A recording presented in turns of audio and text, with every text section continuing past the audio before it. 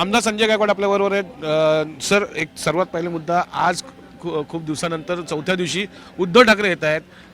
खरं तर 7 दिवस बसणं गरजेचं असं आरोप होत आहेत, पण आज उद्धव ठाकरे येतात तसं त्यांना सवयच आहे, मुख्यमंत्री असताना सुद्धा ते मंत्रालयामध्ये फार कमी आलेले आहेत, त्याच्यामुळे त्यांना घराच्या बाहेर पडावंसं वाटत नाही, घर सोडा वाटत नाही त्यांना, आणि म्हणून एक दिवसाकरता तोंड दाखवायला येत असतील। दुबार मतदाराचा प्रश्न समोर येत आहे, कसं बघता याकडे? 100% निवडणूक आयोगांचा हे चुकीचं धोरण आहे।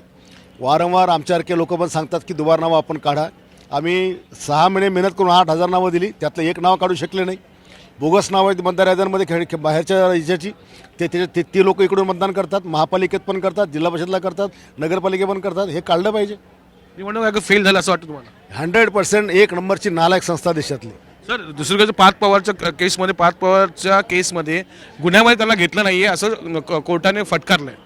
गुन्ह्यामध्ये असेल तर घेतील ना, ठीक आहे, कोर्टाचा सन्मान केला जातो, कोर्टाने फटकारला असेल, परंतु तो जर त्या गुन्ह्यामध्ये नसेल तर पोलीस कसे घेतील? आणि म्हणून पोलिसांनी खरी बाजू न्यायालयासमोर आणावी, म्हणजे न्यायालयाला पण कळेल खरं काय आहे। शेवटचा प्रश्न, निधीवरनं आमदार थोडेसे नाराज आहेत का? निधी प्रमाण ज्याप्रमाणे मिळाला पाहिजे तसं मिळाला नाही। निधी कोणालाच मिळालेला नाही आहे, पण बजेट सेशनमध्ये मिळेल अशी अपेक्षा सगळ्या आमदारांना आहे। तुर्तास आम्हाला कोणाला निधी काही मिळालेला नाही आहे। आमदार संजय गायकवाड होते आणि थेट सत्तेमध्ये राहूनच त्यांनी थेट निवडणूक आयोगाला धारेवर धरलेलं आहे। त्यांनी थेट म्हटलेलं आहे की निवडणूक आयोगसारखी चुकीची जी हे आहे पद्धती आहे त्याच्यावर त्यांनी ताशेरे ओढलेले आहेत। त्यामुळे सत्तेमध्ये राहून आमदारांनीच आता निवडणूक आयोगाला धारेवर धरलं आहे। व्हिडिओ जर्नलिस्ट रवीसह कपिल राऊत, झी मीडिया, नागपूर।